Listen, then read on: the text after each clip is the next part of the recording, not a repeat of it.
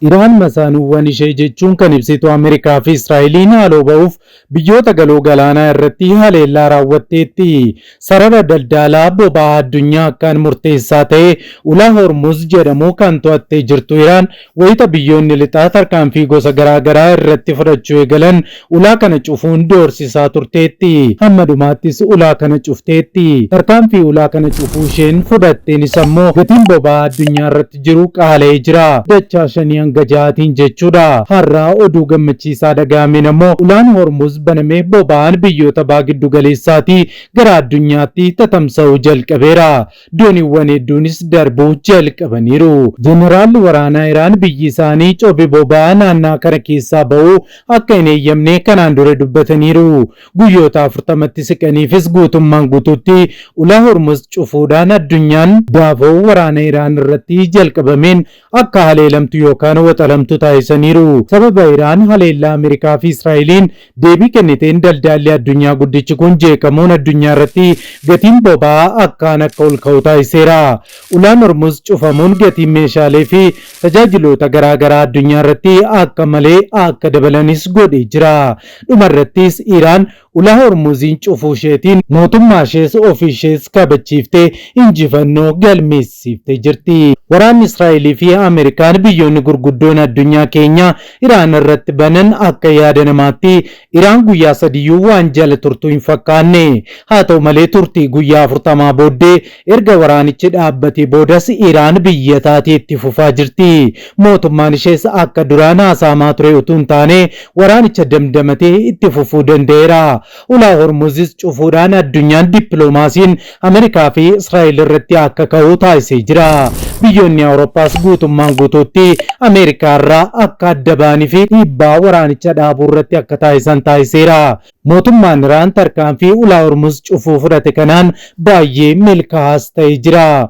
Ofii Chaayinaa, Indiyaa fi Jaappaan dabalatee biyyoonni boba'aa baay'inaan karaa ulaa Hormuz argatanii fi dinagdeen isaanii guddaa ta'e sababa kanatti guddoo miidhamuunis ibsamee jira. Utuu jennuu ulaan Hormuz maalii eessatti argama? Ulaan Hormuz daandii murteessaa dooniiwwan biyyoota addunyaa keenyaa keessa darbanii fi sarara boba'aan bal'inaan irraa geejjibsiifamudha.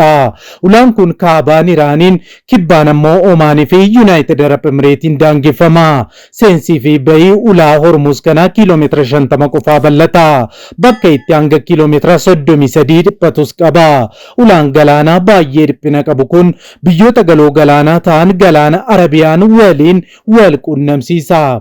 Ulaan Hormuz dhiphaa ta'us baay'ee gadi fagoodha. Kanaaf taankeroota boba'aa ulfaatina akkaan guddaa ta'an qaban baachuus danda'a. Kubbaaniyyaawwan oomisha boba'aa gurguddaan baha giddu galeessaa keessa jiran akkasumas maamiloonni isaanii ulaa kanatti fayyadamu. Jarmiyaan odeeffannoo enerjii Ameerikaa jedhamu bara 2025tti akka gabaasetti guyyaatti boba'aan barmeela miiliyoona 20 ta'u ulaa Hormuz keessa darbaa akka ture ibseera. Itoophiyaan qofaa isheetti odeeffannoo dhiyeenya kana bahee akka agarsiisutti boba'aa barmeelaa miiliyoona 9.5 ta'u karaa ulaa Hormuz kanaa qofaatti akka dabarfattu ibsamee jira. Kun ammoo daldala waggaa enerjii doolaara biiliyoona 600tti tilmaamama. Boba'aan kun Iraan qofarraa miti kan argamu. Biyyoonni galoo galaanaa kanneen akka Iraaq, Kuweet, Qaataar, Saawud Arabiyaa fi Yuunaayitid Arab Emireet boba'aa oomishan karaa kanaan gabaa addunyaatiif ergu jechuudha.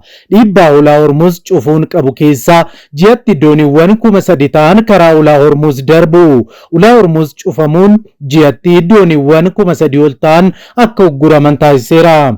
Xiinxaltoonni akkuma doorsisii dooniiwwan karaa ulaa Hormuz darban irratti geggeeffamu yeroon isaa dheeratuun boba'aa geejjibsiisuun rakkoo hamaa keessa galaa deema. Kun ammoo gatiin boba'aa addunyaa akkaan akka dabalu taasisa jechuun waraana Ameerikaa fi Israa'el ji'ootaan dura jalqaban irratti akeekkachiisanii turani. Jarmiyaa gabaa enerjii irratti odeeffannoo kan kennu Global Risk Management xiinxala gameessaa kan ta'e Arni Lohman Rusmen ammatti ulaan kun cufameera jira jechuu dandeenya. Namni ofitti amanamummaan karaa sana darbaa jiru hin jiru jechuun guyyoota muraasaan dura miidiyaa Ameerikaa michuu BBC ta'ee CBS Newsitti himee ture. Haleelamuu dandeessaa wabii hin qabdu yookaan gatiinsaa baay'ee qaala'eera, kanaafuu hanga haalli nageenyaa fooyya'utti eeguuf dirqamtaa jedhes ture. Boba'aa fi gatiin karaa ulaa Hormuz darbuu yoo adda citee gabaan addunyaa akkaan miidhamas jedhee ture. Dhugumas akkuma inni jedhee gabaan addunyaa akkaan qaala'ee ture. Iraan ulaa kanatti karra gootee guutummaatti hin cufne, garuu doorsisi qondaalota Iraan haleellaan diroonii fi misaa'ilaa akka taankeroonni karaa kanaa hin dabarre godheera jedhu xiinxaltoonni. Haleellaa ulaa Hormuz irratti yoo xinnaate dooniiwwan sadi irratti raawwatame hordofee bitootessa 2026 gatiin ka'umsaa boba'aa $82 galee achiis hanga $120tti deemuu danda'eera. Taateen kun akka taankeroonni boba'aa 150 ta'an iddoo kanatti ugguramanii hafan dirqamsiisuu Reuters gabaaseera.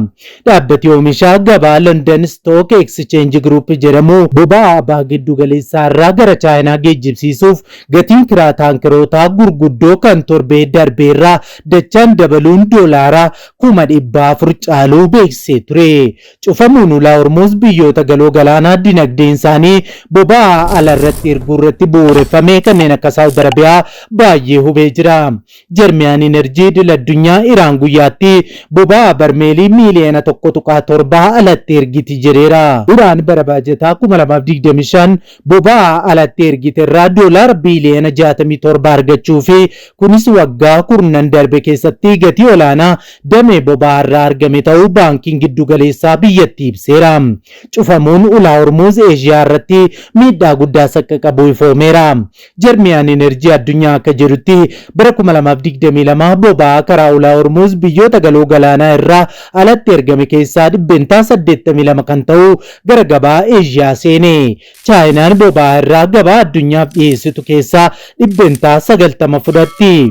Chaayinaan boba'aa kana fayyadamtee meeshaalee garaagaraa oomishtuu gara biyyoota adda addaatti waan ergituuf boba'aan kun irraa cituun yookaan gatiin boba'aa kanaa dabaluun gatiin oomishaalee ishees addunyaa irratti akka dabalu taasisa. Dhaabbati biyyoota gamtoomanii United Nation biyya daangaa galaanaa jirtu tokko fageenya hanga kiiloomeetira 22 keessa seenuun galaana sana to'achuu yookaan bulchuu dandeessi jedha. Ulaan Hormuz baay'ee qallatee daangaa galaanaa to'annoo Iraanii fi Oomaan jala jiru keessatti argama. Iraan ulaa kana cufuuf karoorri qabdu maal akka ta'e ibsuu baattus ogeeyyiin akka jedhaa turanitti malli biyyattiin fayyadamuu dandeessu dooniiwwan haleellaa raawwatanii fi dooniiwwan waraanaa galaana jala yabalaniin dhootuuwwan bishaan keessa facaasuudha jedhanii turan. Dooniin waraanaa idilee Iraanii fi dooniin waraanaa jarmiyaa eegdota warraaqsa Islaamummaa IRGC Iraan dooniiwwan waraanaa fi daldalaa biyyoota kaanii haleeluu danda'u. Haa ta'u malee dooniiwwan waraanaa gurguddoon xiyyeeffannaa haleellaa Ameerikaa ta'us danda'u. Pireezidantiin Ameerikaa Doonaald Tiraamp kaayyoon gooroo isaa doonii waraanaa Iraan barbadeessuu akka ta'e dhaadatee ture. Dooniiwwan xixiqqoon Iraan saffisa olaanaan socho'an farra misaa'ila doonii waraanaa hirataniiru.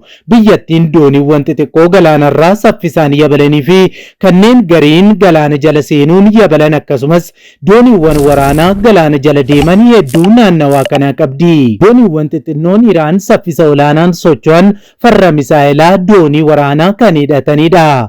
Ameerikaan duraan akkaataa yaa'insaa geejjibaa yookaan tiraafikii ulaa Hormuz akka haaraatti caasessuun to'achuuf humna waraanaa ishee fayyadamtee turte. Xumura bara 1980 keessaa yeroo waraanaa waggaa 8 Iraanii fi Iraaq haleellaan wiirtuuwwan boba'aa irratti raawwatu waraana biraa taanker waar jedhamu kaasee ture. Kun ammoo dooniin biyyoota dubbii kana keessaa hin qabne illee haleellaaf akka saaxilamu taasise.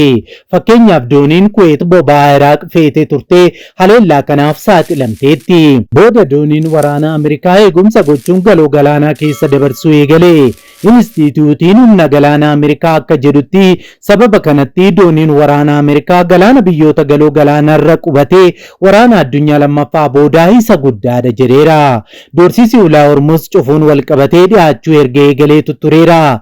Doorsisa qofaas utuu hin taane ulaan Hormuz gara torban 3 hanga ji'a tokkootiif cufameera. Sababa kanaatti biyyoonni galoo galaanaa boba'aa gara alaatti ergan daandii biraa soquu eegalaniiru. Jarmiyaan Enerjii addunyaa Saawud Arabiyaa Arabiyaan sarara guyyaatti boba'aa barmeelaa miiliyoona tokko dabarsuu danda'uu fi kiiloomeetira 1,200 dheeratu qabaachuu ibsee jira. Biyyattiin kun kanaan dura yeroo ujummoo gaazii fayyadamuun boba'aa jikiitaa dabarsaa turteetti. Yuunaayitid Arab Emireet ammoo boba'aa ishee galaanaan alatti oomishtu buufata galaanaa Fuujeeyiraa kan galoo galaanaa Omaan irratti argamuun wal quunnamsiifteetti. Kunis guyyaatti boba'aa barmeelii miiliyoona 1.5 dabarsuu danda'a. Haala kanaan boba'aan sarara biraa Hormuz irraa adda ta'een geejjibsiifamuu danda'a. Garuu kun ammoo guyyaatti dhiyeessii boba'aa barmeelii miiliyoona 8 hanga miiliyoona 10 hir'isuu danda'a. Ulaan Hormuz torban 3 hanga ji'a tokko booda erga cufamee fi gatiin boba'aa addunyaa irratti qaala'een booda guyyaa kaleessaa galgala tattaaffii muummichi ministeeraa Paakistaan taasisaniin ulaan Hormuz akka banamu ta'eera. Har'aa gatiin boba'aa addunyaa irratti akka yeroo ulaan Hormuz cufamee ture gatiin isaa qaala'ee utuu hin taane parsantii 15 hir'ina agarsiiseera. Ulaan Hormuz addunyaa irratti hamma kana baay'ee barbaadamaadha. Dhaabbanni doonii hordofuu Mariinee Tiraafiik jedhamu Iraan ulaa Hormuz banuu ishee hordofee mallattoowwan sochii doonii jalqabaa akka jiran agarsiiseera. Dhaabbatichi akka jedhetti dooniiwwan lama daandii kana keessa darbaniiru har'a. Dooniiwwan ulaa Hormuz keessa darban keessaa tokko kan Giriikii yoo taatu isheen tokko ammoo kan Laayiberiyaa taatee galmooftee jirti. Ulaan daandiiwwan doonii addunyaa kun torban darbe keessa bakka wallabdee guddaa ture. Haa ta'u malee karoorri yeroo dheeraa daandii bishaanii kanaaf qophaa'ee ifa ta'uu baatus yeroof dhukaasa dhaabuun kaleessa galgala labsamee Iraan ulaa daandii bishaan kanaa akka bantu ta'ee jira. Biyyoonni tokko tokko kanneen akka Paakistaan, Hindii fi Filiippiinsi dabalatee dooniiwwan isaanii daandii doonii idil addunyaa barbaachisaa kanatti akka fayyadaman hayyamuuf Iraan waliin waliigaltee uumuun isaanii ni yaadatama. Waaqayyo dachee keenyaaf nagaa irraa afaan ufaa buusu. Egaan daawwattoota keenya qophiin galgala kanaaf isiniif qindeeffanne kanneen hanga ammaatti daawwattanidha. Waan daawwattaniif ulfaadhaa jechaa qophii keenya walakkaatti kan itti dabalamtan subscribe gochuun mallattoo beelii sana fuulduratti isinii dhufu haala tokko tokkoon ol kan jettu irra kaa'adhaa. Like share godhaa yaada keessan saanduqa yaadaa keessatti nuu qodaa. Qophii gara biraatiin hanga deebinee ol arginutti turtii gaarii isiniif haa ta'u nagaa.